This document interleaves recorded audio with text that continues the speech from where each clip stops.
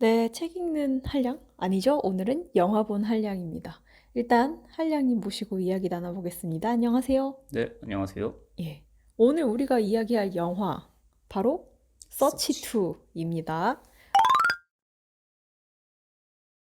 우리 둘 다 영화를 봤죠? 네. 일단 어떻게 보셨어요? 매우 재밌게 봤고요. 별점 먼저 말씀드리면 5점 만점에 4점입니다. 높게 주셨네요. 네. 낭만님은요? 저는 한 3.5 정도? 뭐 준수하게 괜찮게 봤다 편인 것 같은데요. 맞아요. 그러면 우리가 왜 이렇게 봤는지 좀 자세하게 이야기를 바로 해보도록 하겠습니다. 오늘 스포일러를 완전히 다 공개하면서 말씀하실 거죠? 이게 어쩔 수 없을 것 같아요. 반전 영화라든지 그렇죠. 좀 실마리가 있는 추정 영화이기 때문에. 네. 그러면 일단 한량님이 혹시 스토리를 간단하게 요약해 주실 수 있나요? 일단 서치 1을 안 보셨던, 그러니까 완전히 모르는 상태에서 보시는 분들에게도 스릴러, 범죄 스릴러에 가까운 영화입니다.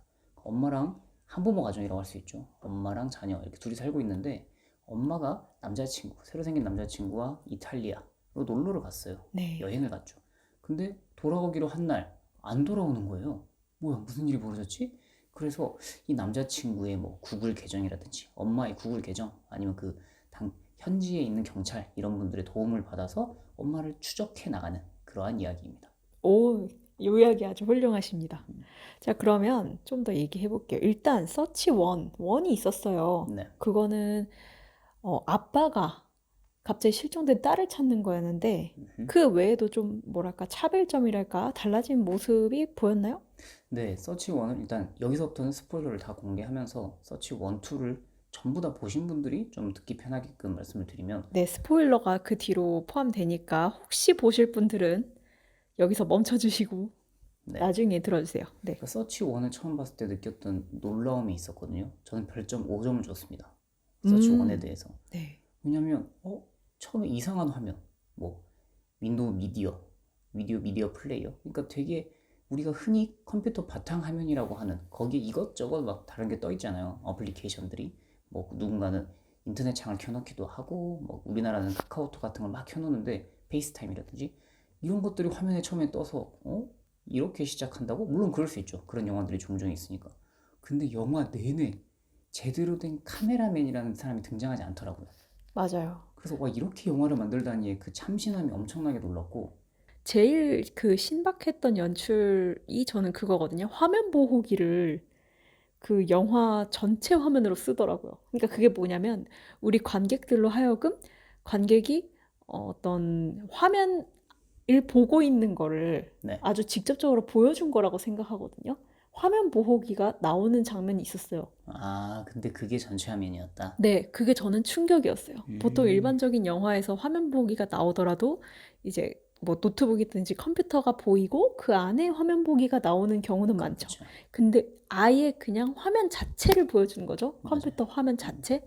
그래서 딱 그걸 보고 아, 이 영화의 어떤 방향성을 알 수 있었어요. 아, 이 영화는 뭔가 간접적으로 여러 진짜 실제 카메라맨이 뭔가 밖에서 찍는 게 아니라 뭐 여러 미디어들을 통해서만 뭔가 전달되는 영화다라는 걸 보여주는 게 아닐까 싶습니다. 네, 그게 약간 기술적으로, 그러니까 영화 기술적으로 보면 완전히 자기 스스로를 한계를 처음에 만들어 설정을 해버린 거잖아요.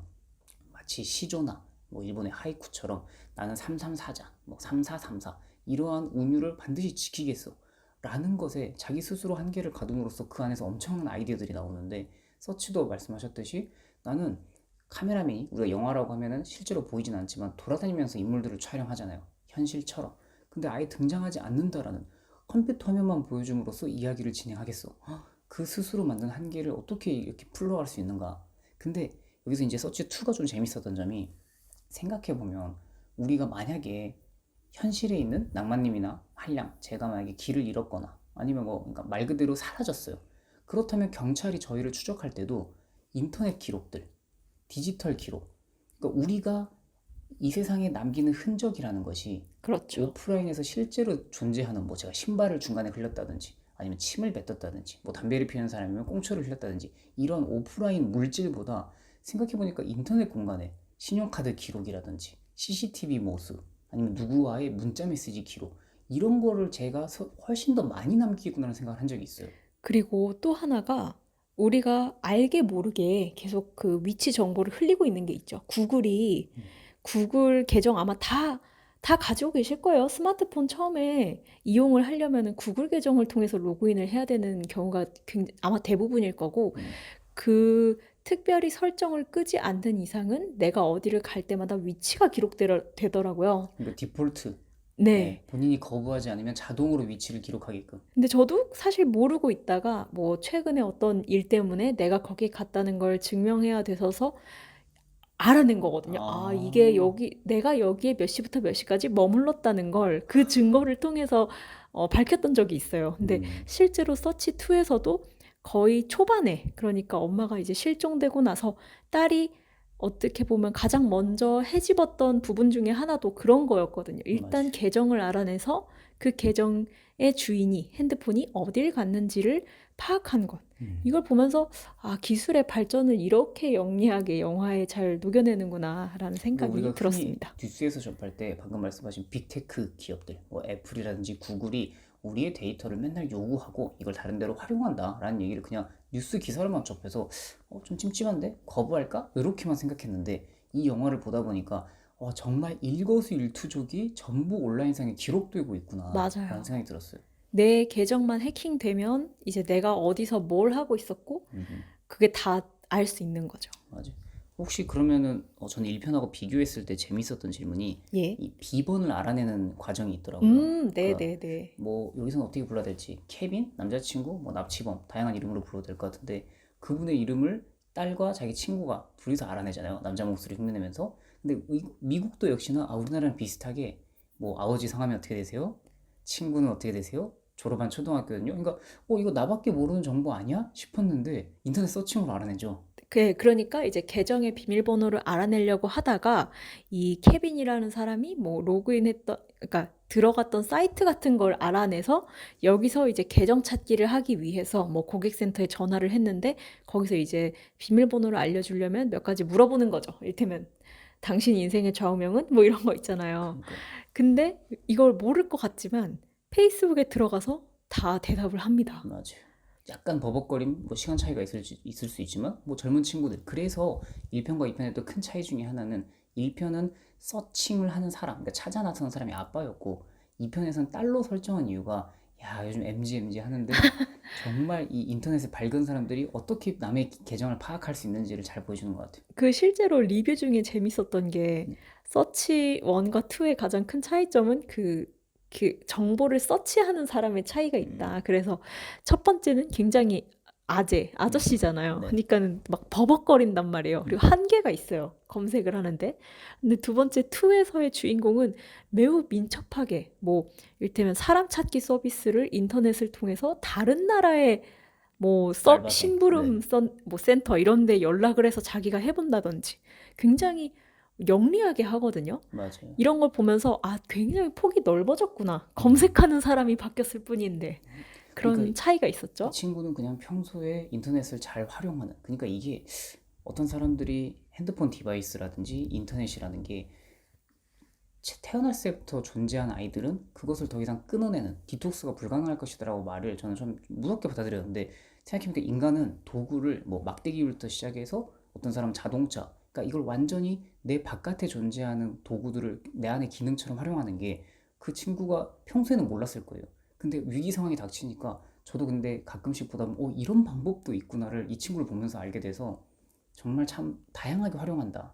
그 생각이 저도 들었고 또 음. 재밌었던 거는 그 외국인과 구글 번역으로 대화를 하더라고요. 그러니까 아, 맞아, 얼핏 맞아요. 알아는 듣는데, 그러니까 호텔에서 CCTV를 확보해야 되는데 거기가 이제 이탈리아니까 현지 어밖에 안 쓰. 스페인어, 스페인시, 이탈리아 헷갈리네요. 이탈리아였던 걸로 기억하는데. 하여튼 그 만화를 쓰고 있는데 자기가 듣기는 어렴풋이 되는데 말이 안 나와요. 네. 그래서 그거를 영어로 친 다음에 구글 번역에서 뭐깨 tiempo, hace, 뭐 이렇게 겨우겨우 주저주저 하지만 상대방 알아듣죠. 네. 이렇게도 대화가 되겠구나. 맞아요. 신기했습니다. 그리고 이거를 이건 초강력 반전이고 마지막에 가장 재밌었던 포인트인데 아마 공감하실 것 같은데 이거 시리아? 그러니까 영화 중간중간에 아, 엄마가 음성으로 딸에게 계속 전화 걸잖아요. 네. 시리아 누구한테 준에게 얼른 전화 걸어, 시리야 전화 걸어, 엄마 연결됐어, 이미 나한테 받고 있어 라는 장면이 여러 번 나오는데 이거 왜 그렇게까지 하나 했는데 마지막에 그러니까 전 아빠 하여튼 교도소에서 이제 출소한 아빠로부터 감금을 당했을 때 자기가 외부로 연락을 해야 될 때 그때 이제 자기 책상 위에 있던 아이폰에게 시리로 전화를 하죠. 그렇죠.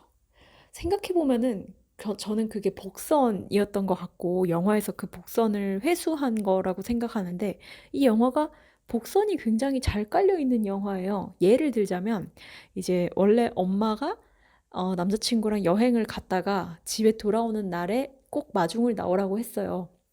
그랬더니 딸이 영 뭔가 탐탁지 않아요. 일단 그 엄마가 갔다 오는 일단 엄마랑 별로 막 이렇게 좀 말을 잘 안 하려고 하는 사춘기 소녀예요. 네. 근데 이제 어떻게 하고 가냐면 환영 그 팜플렛을 들고 갑니다. 근데 거기에 엄마 출소를 환영해라고 써 있어요. 그게 뭐냐면 약간 자기가 뭐 틱톡이나 이런 데서 본 거예요. 깜짝 쇼죠. 그러니까 다른 사람들이 보면은 엄마가 무슨 재소자였는데 이제 막 출소한 사람처럼 보이잖아요. 네네. 그러니까는 엄마 출소한 걸 환영해 이런 식으로 들고 서 있었던 거예요. 그걸 또 찍었어요, 자기가 카메라로. 맞아. 근데 안 나오는 거예요. 근데 그것도 영리한 게 자기가 자기 스스로 카메라를 찍어야 되잖아요. 네. 그러니까 만약에 그 셀카를 동영상을 찍는 화면이 없었다면 공항에서 이 친구가 엄마가 돌아오지 않네? 라는 당황스러운 장면 우리는 사실 그렇게 표정까지 가까이 볼 수가 없는데 그렇죠. 그러니까 여러모로 이용한 거죠. 약간 이 친구가 그리고 숏폼 이런 거에 익숙하다 보니까 뭐 그런 데 올리려고 아마 그렇게 한 것 같아요. 엄마의 리액션 따려고. 맞아.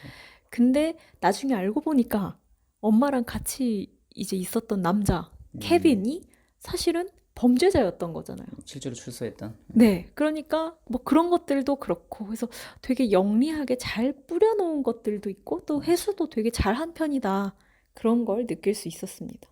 그리고 처음에 말씀하시니까 이게 떡밥은 아니고 아예 대놓고 나오는 것 중에 첫 화면쯤에 목소리만 나올 때 엄마 친구들이 위로를 해주죠. 그러니까 엄마가 어딘가로 되게 멀리 떠난다라는 걸 관객들은 알고 시작해요. 아, 맞아요, 되게 맞아요. 힘들겠지만 잘 버텨내. 우리가 함께하기 뭐 해줘서 하지 못해서 미안해. 그러니까 친구들이 되게 많고 대부분 진정성이 있는 걱정을 해준다는 걸 우리는 알고 시작하는데 보다 보면 갑자기 어느 순간 그러니까 딸의 시점에서 엄마가 자신의 이름을 숨겼어? 라는 이야기 때문에 엄마가 뭔가 잘못한 사람, 그러니까 뭔가 큰 일을 저지른 범죄자처럼 우리가 인식을 하게 돼요. 그쵸. 이게 여러 반전 포인트 중에 하나인데, 엄마가 실종이 되고 나서 엄마를 찾는 과정에서, 막 파고 파다 보니까, 엄마의 이름이 내가 알던 그 엄마 이름이 아니야? 엄마가 사실은 원래 뭐 어딘가에 같이 살았었는데, 거기서 갑자기 나온 뭔가 다른 이유가 있는 거야? 뭐지? 그래서 마치 중간과 중간 이후에는 혹시 엄마가 자작극 벌인 거 아니야? 네, 뭔가 뭐 보험료였나요? 그때 자기 보험금을 타내서 뭔가 어디로 도망가려고 했나? 아니면 뭔가 어디로 떠나려고 했나? 이런 느낌을 줍니다. 근데 나중에 이제 또 반전은 그건 아니었죠. 맞지. 그러니까 다니엘 헤니가 그 범죄 관련해서 기자들과 발표를 할 때 이거 스스로 벌인 자작극 아닌가요? 라고 했을 때 그렇다고 할 수는 없잖아요. 왜냐면 일단은 피해자니까. 근데 모든 가능성을 열어놓고 수사하고 있습니다. 라는 말로 갑자기 이제 확 그 내용이 바뀌게 되죠. 우리 심정도. 맞아요. 거기 참고로 다니엘 헨리가 나옵니다. 맞아요. 아마도 한국에서 넷플릭스 홍보를 할 때는 다니엘 헤니가 나온다는 걸 엄청나게 홍보했을 텐데 보신 분들은 아시겠지만 엑스트라에 가깝죠.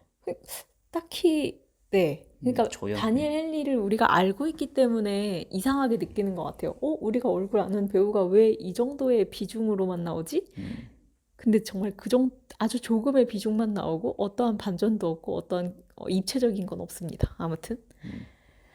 저는 어느 정도 했고요. 제가 네. 하고 싶었던 거는 이게 딸의 시점에서 추적하듯이 영화의 스토리가 흘러가니까 중간중간에 머리가 꼬이더라고요. 이 장면이 왜 있지? 그러니까 나중에 결과가 완전히 다 밝혀지고 나서 퍼즐이 완벽하게 짜맞춰지는 게 아니라서 한번 보신 분과 시간순으로 아빠 입장에서, 범죄자 입장에서 이 사건을 어떻게 기획했나를 한번 짜맞춰보고 싶었거든요. 네. 해보시죠. 일단 아빠는 엄마랑 그러니까 딸과 3인 가족으로 살다가 그 별장 같은 곳에서 코피 흘리는 그 장면이 있었죠. 맞아요. 엄마랑 말다툼도 하고 사이가 안 좋은 게 일단 확인이 됐어요. 사기가 안 좋아요. 처음에는 그 영상만 보면은 그리고 뭐 준한테는 주인공한테는 아빠가 죽었다라고 했기 때문에 마치 병에 걸린 것처럼 나와요. 그래서 사이가 안 좋다기보다는 뭔가 처음에는 걱정하는 뉘앙스처럼 보였어요. 당신 왜 그래? 라고 말하거든요. 그 근데 이제 코피를 말다툼을 흘리는 하고, 장면에서. 네, 그래서 그 아빠가 말다툼을 하고 되게 뭐 가정폭력까지 있었는지는 정확하게 있었던 것 같아요. 왜냐면 엄마의 검색 기록 중에 뭐 때리는 어, 남편 신고하는 방법 이런 것도 있었던 것 같으니까. 맞아요. 그래서 마약을 소지하고 있는 상태에서 현행범으로 잡히게끔 엄마가 신고를 합니다. 그래서 10년형을 받아요. 그러니까 그거 아빠는 마약도 하고 그 자기 아내도 때리는 사람이었던 거예요. 네, 그래서 그 엄마가 경찰에 신고를 해서 10년형을 받아 이제 투옥이 돼서 거기서 10년 살죠. 이제 그동안 준과 엄마는 완전히 법원에 의해서 그 신분을 숨김을 본인도 요청했을 테고 그걸 혜택을 받아서 다른 지역에서 지인이 아무도 없는 곳에 살게 됐어요. 그때 이제 엄마 친구라고 등장했던 그 변호사 아주머니가 그걸 숨겨주시던 이제 변호 그쵸. 상담이었죠. 영화 초반에는 이 변호사 아주머니가 그냥 이웃집 여자로 나오고 준이 무슨 일이 있거나 아니면 엄마가 돌볼 수 없을 때 가끔씩 집에 와서 돌봐주는 사람으로 나옵니다. 근데 이것도 나름 소소한 반전인데 알고 보니 그 변호사는 사실 가정 뭐 이혼 전문 변호사 이런 거였기 때문에 엄마를 이제 실질적으로 도와주던 법적으로 도와주던 사람이었죠. 네, 그래서 아빠랑 이 케빈이라고 하는 엄마의 남자친구로 나오는 사람은 감옥에서 만났어요.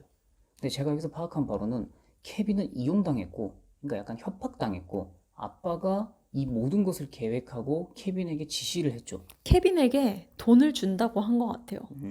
추가로 더 줘야 되지 않겠냐라고 그냥 얘기를 한 거 보니까요.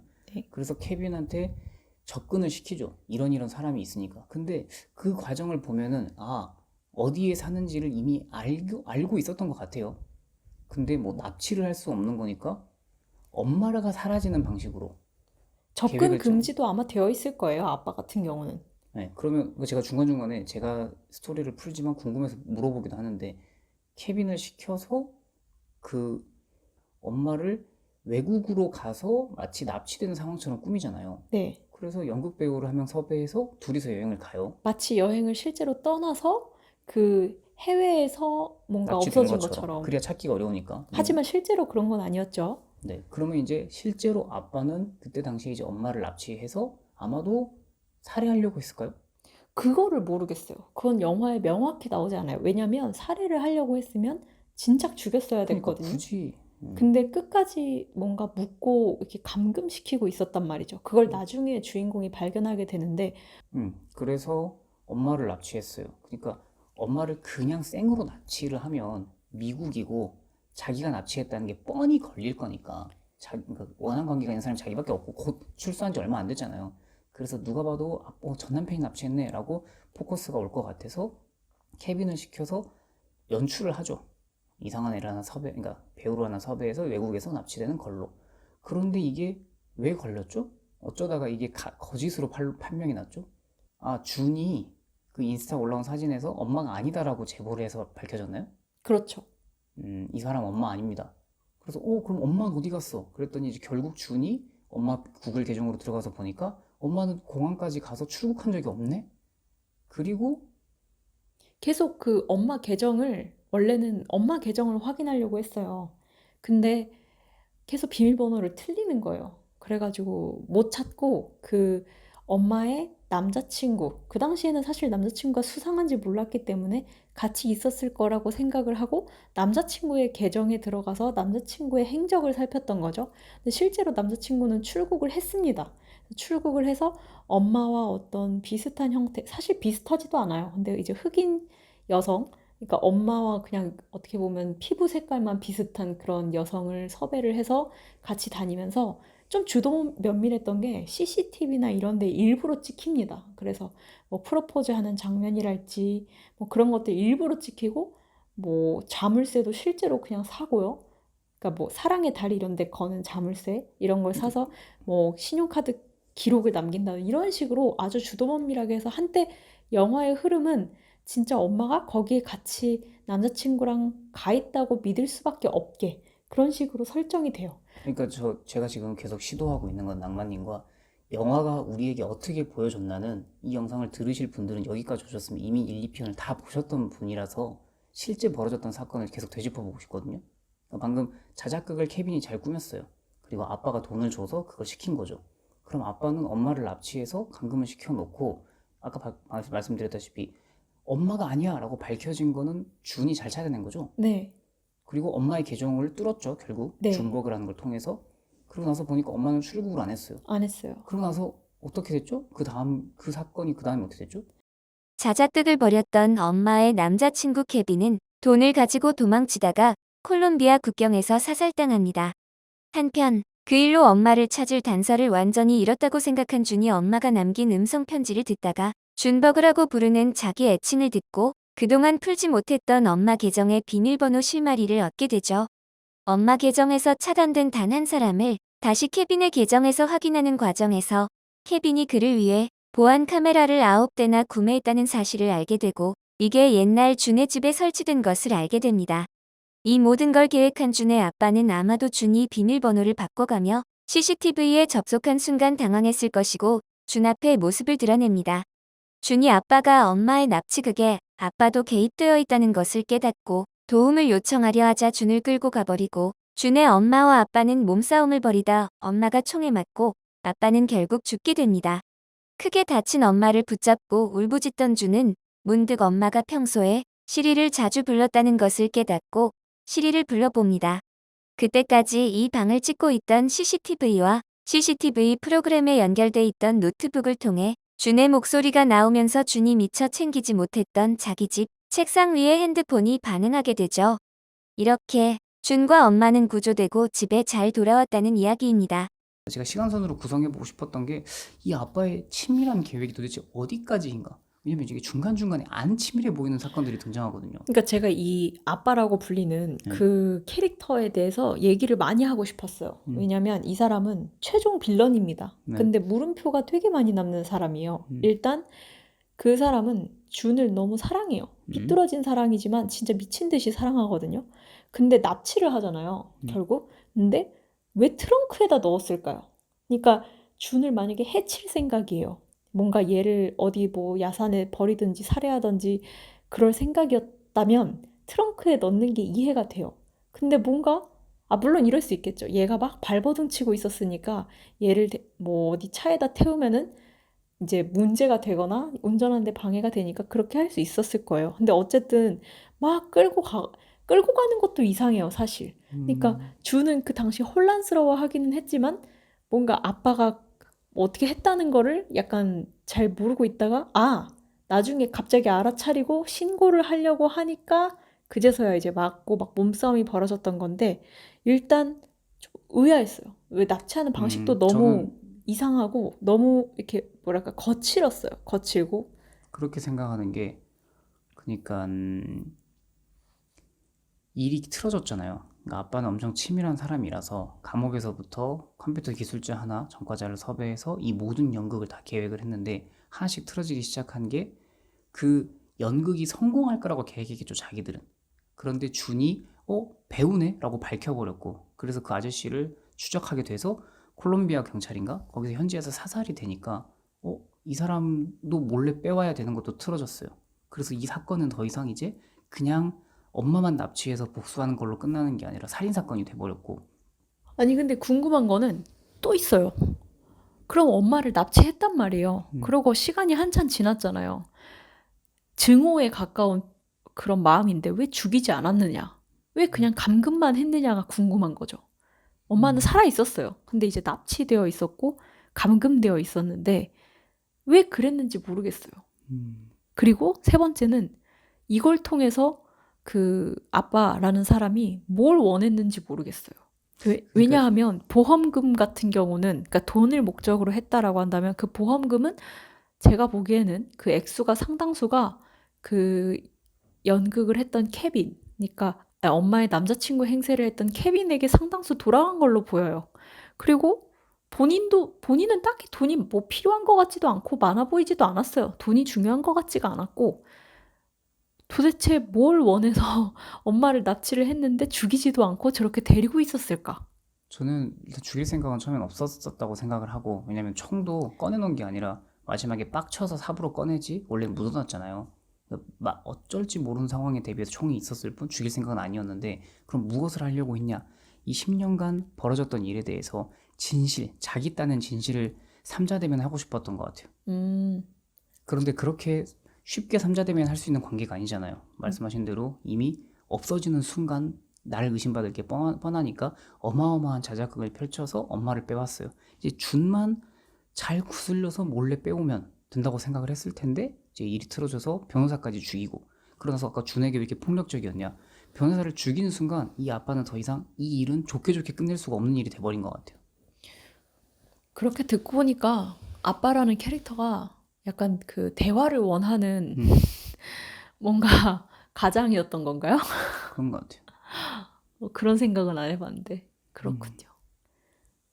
이 사건을 재구성하기가 쉽지 않은 게, 일단 이 영화가 준의 시점에서 쓰여졌고 우리가 볼 수 있는 거는, 그리고 이 아빠라는 캐릭터가 10년 만에 나타나서 정확하게 범죄의 목적이 뭔지도 말하지 않은 채 갑자기 죽어버렸고, 케빈이라는 사람도 갑자기 동원돼서, 그러니까 하여튼 뭐 예술에서 그런 거 있잖아요. 이 사건에서 중심에 있는 사람들이 아니라 약간 변두리에 있는 관찰자가 모든 사건을 조망하고 우리는 그 아, 사람을 통해서밖에 볼 수 없는, 약간 그게 이 영화의 매력이기도 하면서 아쉬운 점? 그러니까 아쉽다기보다는 답답한 점인 것 같기도 해요. 그 말을 듣고 나니까 왜 아빠가 이렇게 물음표 많은 최종 빌런인지 알 것 같아요.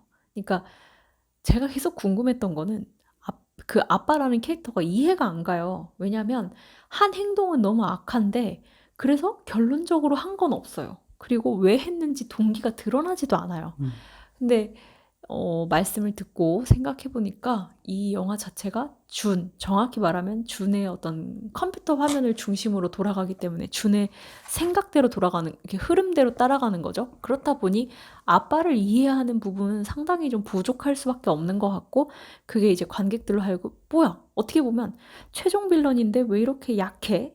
왜 이렇게 뭐가 없어? 라고 느껴지게 되는 부분인 것 같기도 해요. 음.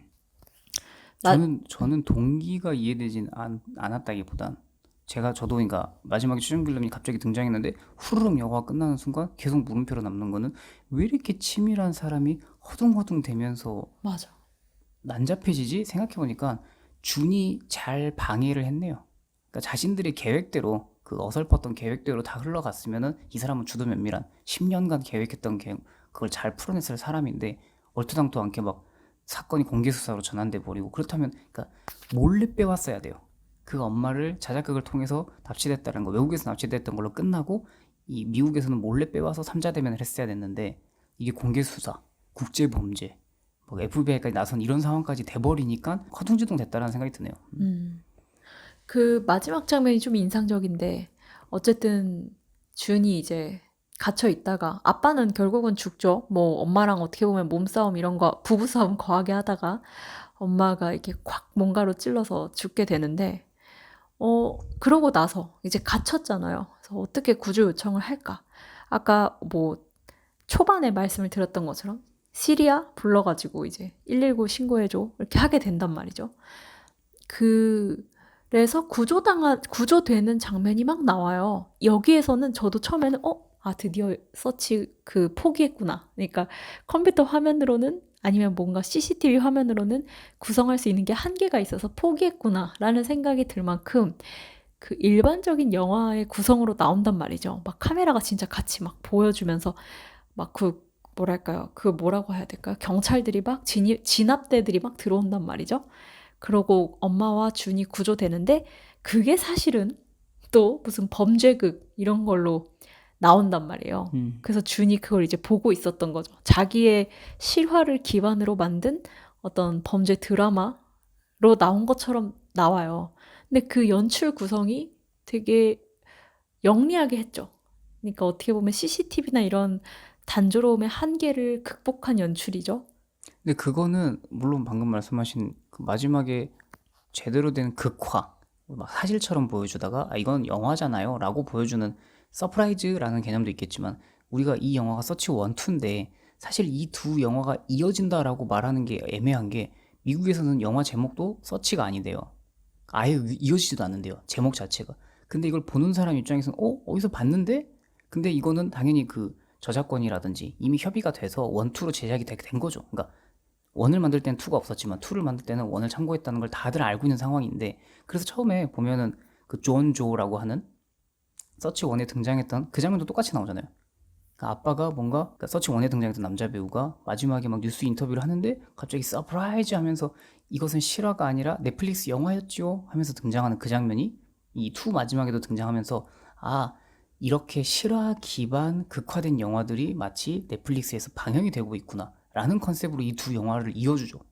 아, 그랬나요? 원에 그 장면이 원에 나오지 않고요. 서치 2를 보다 보면 이 준이 처음에 인터넷에 떠도는 영화처럼 보고 있어요. 그래서 친구랑 막 얘기를 하면서 서치 원 장면이 방금 말씀하신 대로 존조라는 남자 배우가 갑자기 이상한 남자 배우로 바뀌면서 극화돼서 실화 기반 영화로 갑자기 등장해요. 네네, 네, 맞아요, 그래서 맞아요. 친구랑 야, 요즘 이런 걸 누가 봐?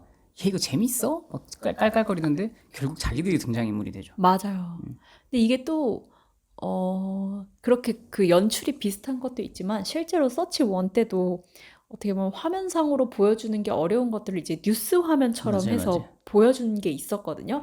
저는 물론 그걸 보면서, 연출의 한계였구나라는 그렇죠. 생각을 사실은 했어요. 맞아요. 근데 어쨌든, 2는 그거에 비해서는 조금 더 노력했어요. 그러니까, 뭐 서프라이즈 이런 방식 있잖아요. 마치 준이 그냥 자신들의 이야기를 기반으로 만든 드라마를 보고 있었던 것처럼, 영상이 틀어져 있었던 것처럼 연출을 함으로써 그 서치 원 때 보였던 뉴스 장면도 생각이 났지만, 그거보다 조금 더 어떻게 보면 본질에 맞게, 이 영화에 맞게 잘 표현이 됐다라는 생각이 들었어요.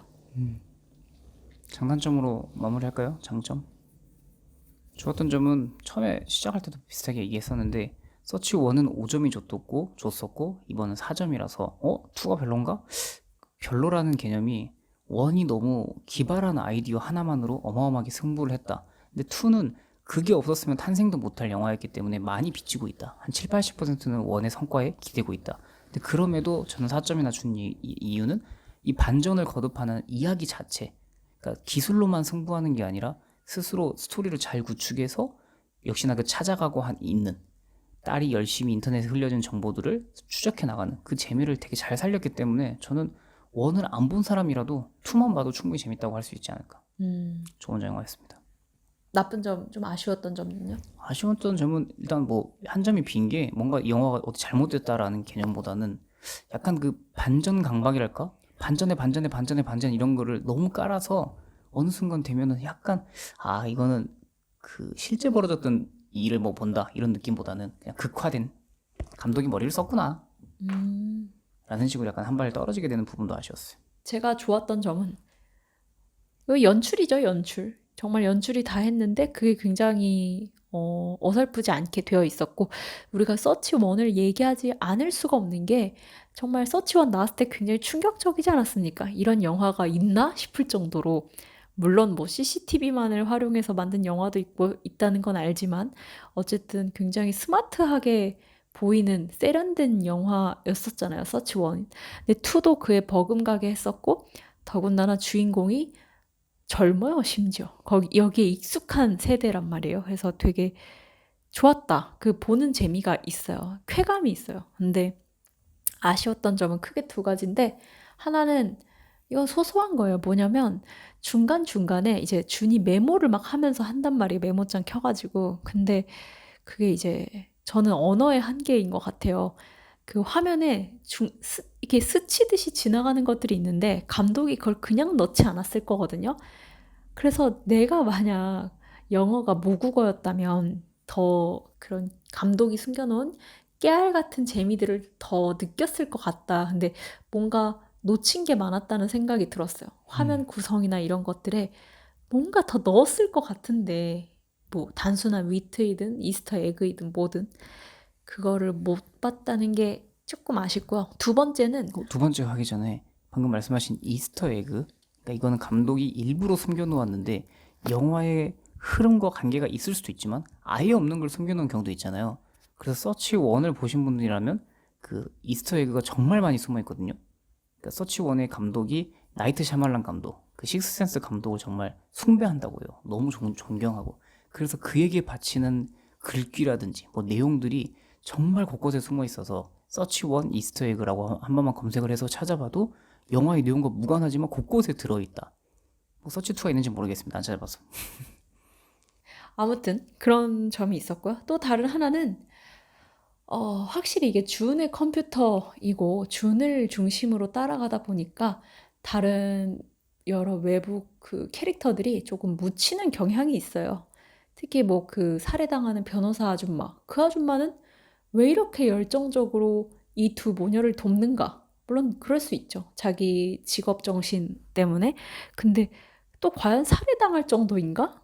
그러니까 캐릭터가 다들 너무 쉽게 좀 소비되는 경향이 있고 최종 끝판왕은 아빠죠. 그 최종 빌런처럼 보이던 그 사람은 왜 이리 허무하게 죽을 수밖에 없었나. 그래서 좀 다른 캐릭터들을 잘 이해하지 못하게 되는 경향은 있어요. 좀 묻히는 경향이 있다. 근데 그럼에도 불구하고 그런 것들이 어떤 스토리 진행에 크게 뭐 방해가 되진 않는다. 이렇게 정리를 해보면 될 것 같습니다.